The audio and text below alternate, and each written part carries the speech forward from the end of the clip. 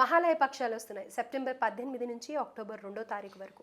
So Mahalaya పక్షాల్లో పితృదేవత కార్యక్రమాలు చేయడం వల్ల మనకి ఎలాంటి ఆటంకాలు ఉన్నా కానీ అవన్నీ తొలగిపోతాయి అని చెప్పి మన పెద్దలు చెప్తూ వస్తున్నారు.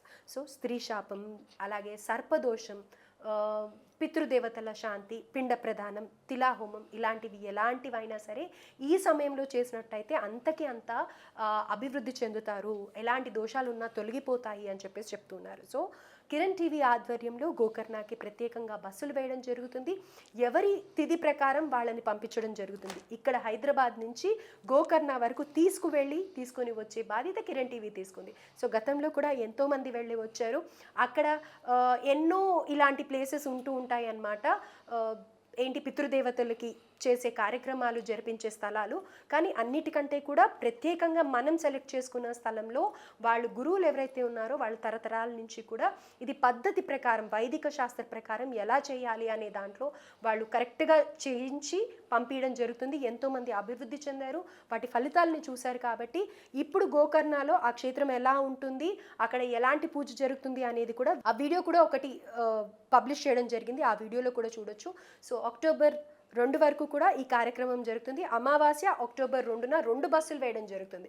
కాబట్టి ప్రతి ఒక్కరు కూడా ఈ అవకాశాన్ని సద్వినియోగం చేసుకోవాలని మనస్ఫూర్తిగా కోరుకుంటున్నాను. అమ్మ నమస్తే. అమ్మ నమస్తే. అమ్మ, చాలామంది మా మీద చేతబడి జరిగింది, ఇంట్లో ఏ పనులు అవ్వట్లేదు, అసలు ఏ పని తలపెట్టినా కూడా ఆటంకాలు ఏర్పడుతున్నాయి అనేసి అనుకుంటారు. అసలు చేతబడి చేసినట్టు ఎలాంటి లక్షణాలు కనిపిస్తాయమ్మా? చేతబడి చేసిన వాళ్ళకి ఏంటంటే ఫస్ట్ సూసైడ్ థాట్స్ వస్తాయి, ఎక్కువగా ప్రేరణ కనిపిస్తుంది అనమాట. ఏదన్నా వాటర్ దగ్గర నిల్చున్నప్పుడు, మిద్ది పైన నిల్చున్నప్పుడు, రోడ్డు మీద ఉన్నప్పుడు సడన్గా బస్ కిందకి వెళ్ళిపోవాలనో, దూకాలనో, వాటర్లో దూకేయాలనో, సూసైడ్ చేసుకోవాలనో థాట్స్ వస్తాయి. ఏంటంటే ఇవి క్షుద్ర శక్తుల యొక్క ప్రేరణ. సర్వసాధారణంగా అసలు చేతబడి అంటే ఏంటంటే ఈ సూసైడ్ చేసుకొని చనిపోయిన సోల్స్ ఉంటాయి. శ్మశానంలో ఆ చితాభస్మాన్ని తీసుకుంటారు. చితాభస్మాన్ని తీసుకొని ప్రాణాకర్షణ మంత్రం ఉంటుంది, మన సూక్ష్మ శరీరాన్ని ఆకర్షిస్తారు అక్కడికి, ఆ బొమ్మలోకి ఆకర్షించి ఇవన్నీ జరుగుతాయంటే జరుగుతాయి. ఎక్స్పీరియన్స్ అయితే తెలుస్తుంది ఇవి. ఎందుకంటే దాన్ని మనం ఒకరి ఫీల్ని ఎక్స్ప్లెయిన్ చేయలేము కదా. అవును. కాబట్టి వాటికి ఏంటంటే పలానా కాళ్ళు తీసేయాలి, కాళ్ళు చేయి పడిపోవాలి, ఇతను యాక్సిడెంట్ అయిపోవాలి అని ఇన్స్ట్రక్షన్స్ ఇస్తాయి. వాళ్ళకి బలిస్తారు. ఏదో ఒక సోల్ని ఆకర్షించి మన జీన్స్, మన వెంట్రుకలు, మన జుట్టు ఇవన్నీ దానికి అటాచ్ చేస్తారు. పలానా వ్యక్తిని వెళ్ళి హింసించావు అంటే అది వచ్చి మనల్ని హింసిస్తూ ఉంటుంది, మోటివేట్ చేస్తుంది అనమాట. నువ్వు ఈరోజు గొడవ పడు, లేదా ఇంట్లో వాళ్ళని టార్చర్ పెట్టు, నువ్వు లేదు సూసైడ్ చేసుకో అని చెప్పి ఇంటర్నల్గా ప్రేరేపిస్తూ ఉంటుంది. వాడిని క్లియర్ చేయొచ్చు అంటే క్లియర్ చేయొచ్చు కూడా. ఇంకొకటి ఏంటంటే ఈ విధంగా ఉన్న వాళ్ళకి ఏంటి, నైట్ నిద్రలో జారుకున్నప్పుడు ఎవరో నల్లగా ముసుగు వేసుకున్న వ్యక్తి వచ్చి మనల్ని హింసిస్తున్నట్టు, మనల్ని టార్చర్ చేస్తున్నట్టు, వెంటాడుతున్నట్టు, బంధించినట్టు, చెరసాల్లో ఉన్నట్టు, లేకపోతే సాల్ట్ వాటర్, సముద్రపు నీళ్ళు ఉంటాయి, సముద్రపు నీళ్ళు మనల్ని ముంచేస్తున్నట్టు, చుట్టూ వాటర్ కనిపించడం, ఇవన్నీ ఏంటంటే చేతబడి లక్షణాలు. అది ఏదైతే సోల్ మన మీద వదిలారో అది వచ్చి వేధిస్తూ ఉంటుంది మనల్ని. అదంతా విజన్స్ వస్తాయి నైట్ టైమ్స్. పొద్దున్నే మనలో ఉన్న ప్రాణశక్తి అంతా అది పీలుస్తుంది, బాడీ పెయిన్స్ వస్తాయి, కాళ్ళు నొప్పులు, ఏదో మనలో ఉన్న ఎనర్జీ అంతా లాస్ అయిపోయినట్టు ఉంటుంది. ఎర్లీ మార్నింగ్ బాడీ పెయిన్స్ రావటం, ఎంత తిన్నా మనకు తిన్నట్టు ఉండదు. చేతబడి జరిగితే తిన్నట్టు ఉండదు, ఫుడ్ తిన్నప్పుడు ఉన్న సాటిస్ఫాక్షన్ ఉండదు, ఏదైనా చేయాలంటే ముందుకెళ్ళలేరు. ఫస్ట్ కట్టేది డబ్బులు. చేతబడి చేసిన వాళ్ళకి ఎంత ట్రై చేసినా అప్పు కూడా దొరకదు, డబ్బులు కూడా రావు. ఇదొకటి. ఇంకొకటి హెల్త్ ప్రాబ్లమ్స్ వస్తాయి. ఊరకనే ఎంతమంది డాక్టర్స్ దగ్గరికి తిరిగినా కూడా క్యూర్ అవ్వరు. ఇంకొకటి ఏంటి, ఇంట్లో సఖ్యత ఉండదు. ఊరకనే అసలు చిన్న విషయానికే చాలా ఎక్కువ గొడవ అయిపోతుంది అన్నమాట.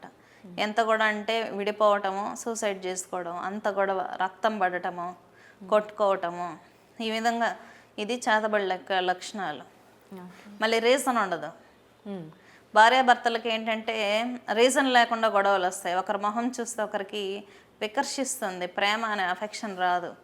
ఒకరి మొహం చూస్తే ఒకరు తిట్టుకోవటము, రీజన్ లేకుండానే పెద్ద పెద్ద గొడవలు అయిపోతాయి. ఇవన్నీ చేతబడి లక్షణాలే. మరమ్మ ఈ చేతబడి నుంచి బయటపడాలంటే ఎలాంటి పరిహారం చేసుకోవాలంటారు? ఏదైనా రెమెడీ ఉందంటారా? లేదు అనేసి అంటే కొంతమంది తీసుకెళ్ళి విడిపించాలి అనేసి అనుకుంటే వాళ్ళు రావడానికి ఇష్టపడరు. అలాంటప్పుడు ఇంట్లో వాళ్ళు వెళ్ళి తీపించవచ్చు అంటారా? మనిషే వెళ్ళాలి. ఇప్పుడు ట్రీట్మెంట్ చేసుకోవాలంటే వాళ్ళే వెళ్ళాలి, పేషెంటే వెళ్ళాలి కదా. ఏమంటే సర్వసాధారణంగా ఈ ప్రయోగాలు ఉన్నప్పుడు దేవుడి దగ్గరికి వెళ్ళనివ్వదు. ఏదో మీరు సినిమా స్టైల్లో చెప్తున్నారు అనుకుంటారు, కానీ నిజంగానే ఎవరైతే చేతబడి కానీ ప్రేతాత్మలు ఆవహించిన వాళ్ళు ఉన్నారో వాళ్ళు దీపం పెట్టడానికి కానీ, పూజ చేయడానికి కానీ, గుడికి వెళ్ళడానికి కానీ ఏమాత్రం ఇష్టపడరు. అట్లీస్ట్ దేవుడు ఇచ్చిన బొట్టు పెట్టుకోరు. దేవుడి ప్రసాదం కూడా తినరు అసలు. ఎందుకంటే వాళ్ళకి వికర్షిస్తుంది, యాక్సెప్ట్ చేయలేరు. పాజిటివ్ ఎనర్జీని వాళ్ళు యాక్సెప్ట్ చేయలేరు అన్నమాట. ఇది ఒకసారి ఈ మధ్య కూడా వైరల్ అయింది. ఒక చిన్న అమ్మాయికి ప్రేతాత్మ ఆవహించినప్పుడు చుట్టూ 100 మంది హనుమాన్ చాలీసా పారాయణం చేసినప్పుడు ఆ అమ్మాయిలో నుంచి ఆ ఫోర్స్ బయటికి వెళ్ళినట్టు వైరల్ అయింది. ఆ వీడియో మీరు చూసారా? కాబట్టి మంత్రాన్ని వినలేదు నెగిటివ్ ఫోర్స్, హనుమాన్ చాలీసాని వినలేదు. కాబట్టి బాగా పారాయణం చేసుకోవాలి హనుమాన్ చాలీసా. అందుకే చిన్నపిల్లలకి హనుమాన్ చాలీసా బాగా పారాయణం చేయమని చెప్పండి అని చెప్తూ ఉంటాను. అదే.